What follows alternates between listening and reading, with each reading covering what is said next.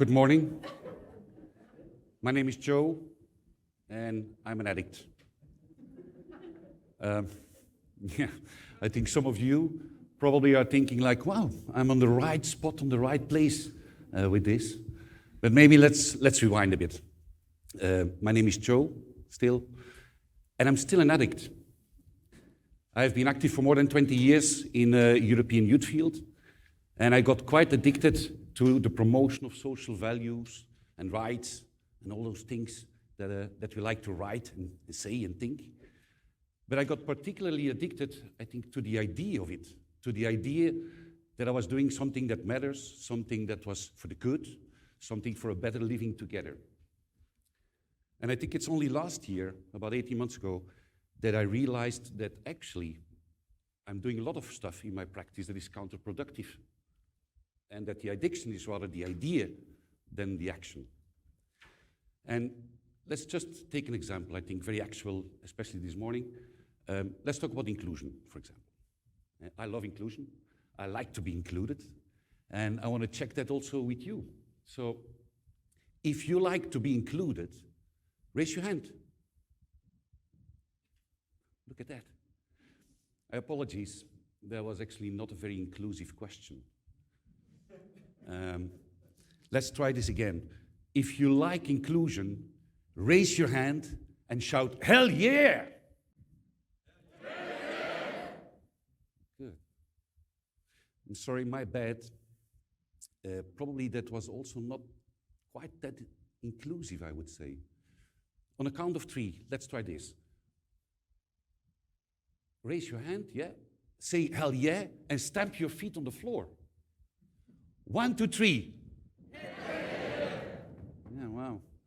You love inclusion. I noticed that. You like to be included. Now, how inclusive is our work in reality? And that was also the question that bothered me, especially the last 18 months. And also, I went back and I said, interesting, it's a value inclusion.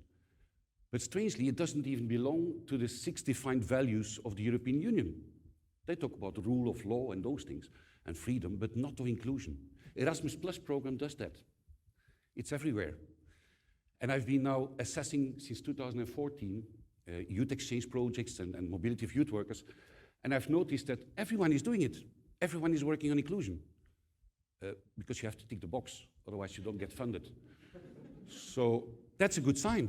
I mean, we're really focusing on that. I like that. Now, I want to take you also to my son, Leo, just turned 7. But about 3 months ago, he was with his mother, which is my wife, yeah, with his mother in the bathroom, and he made a serious complaint. He said, Mommy, you know what, I'm really tired.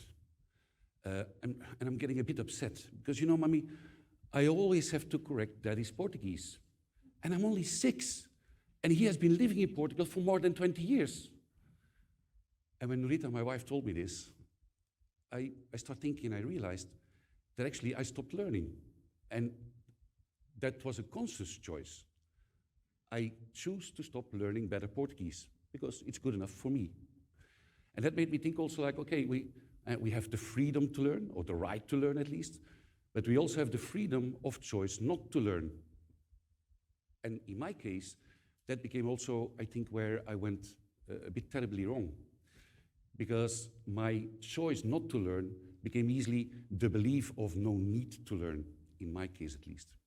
And I became a bit, let's say, lazy and a bit sloppy, like, I know what I'm doing, you know? I've been doing this all the time. I work on inclusion basically all my life.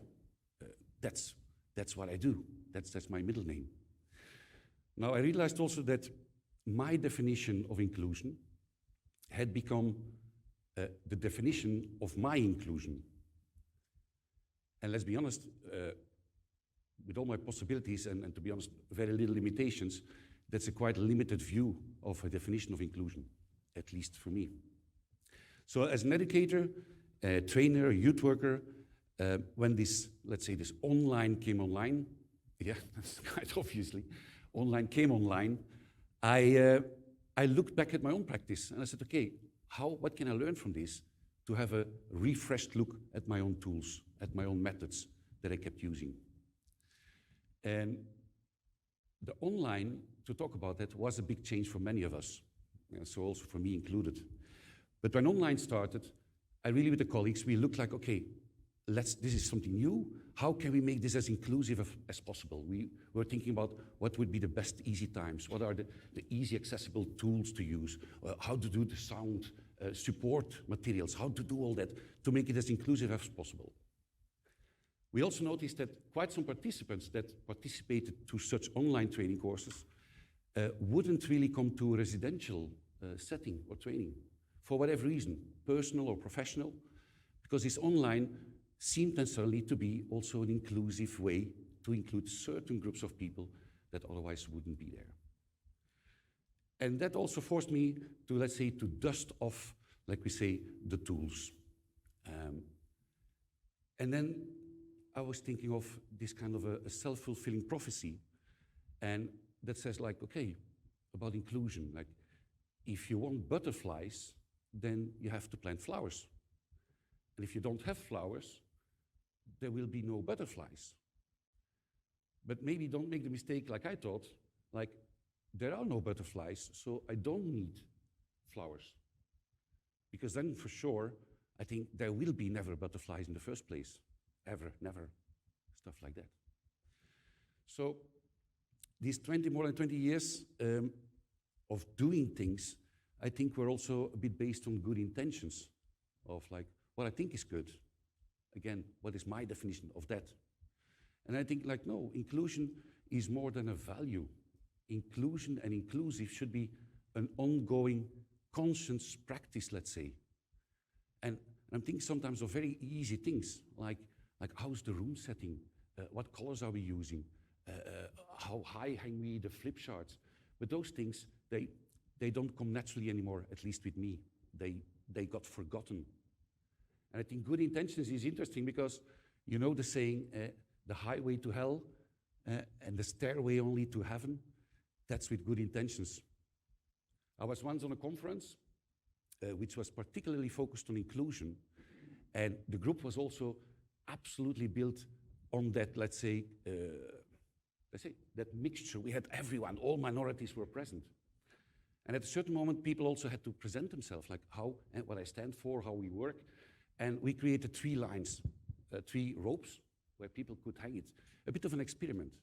And even though everybody was there on the topic of inclusion, people automatically were hanging their flip chart exactly where they think it should be.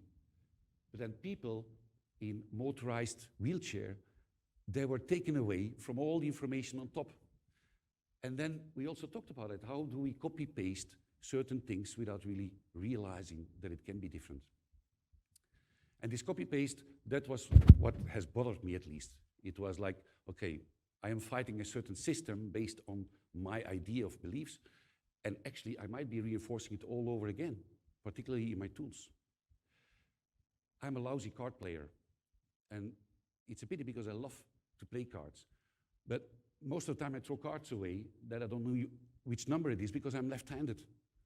More than half of the decks is for right-hand players. I'm deprived of playing cards part of the time.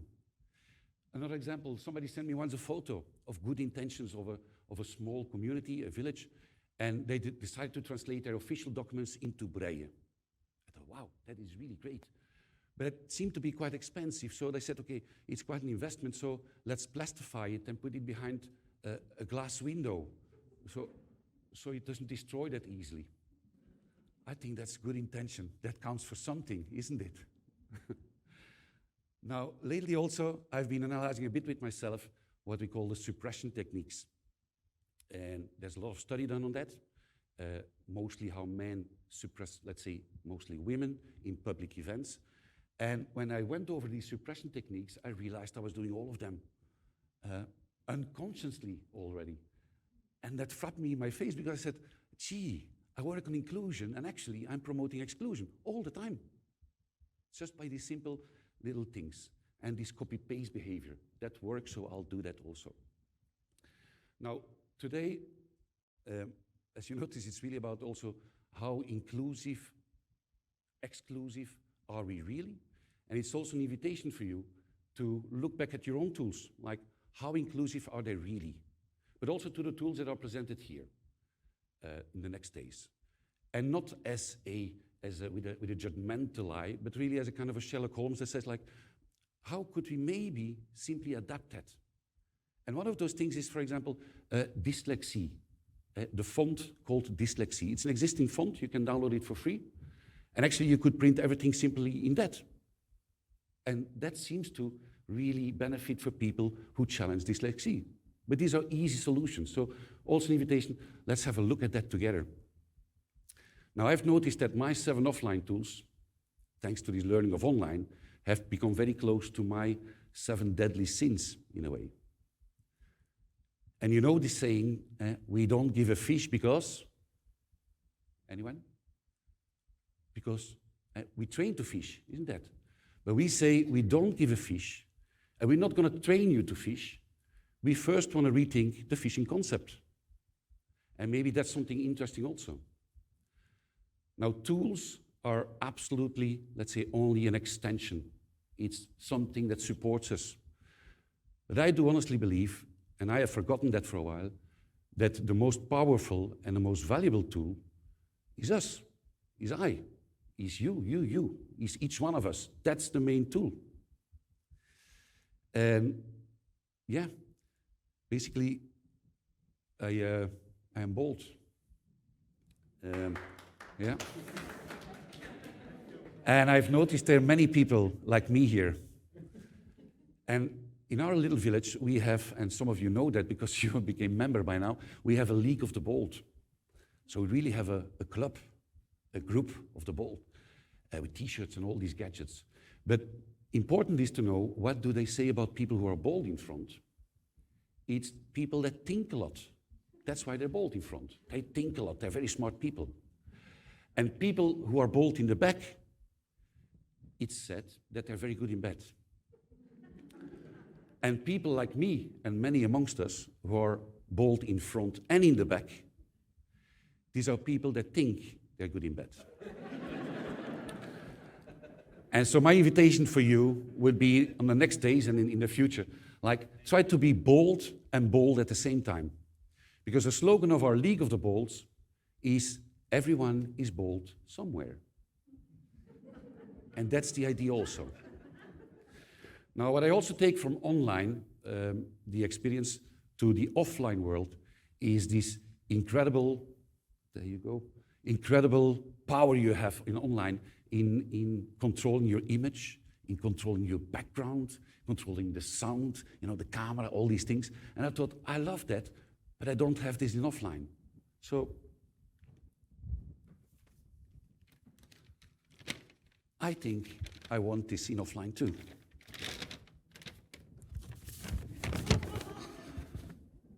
Thank you.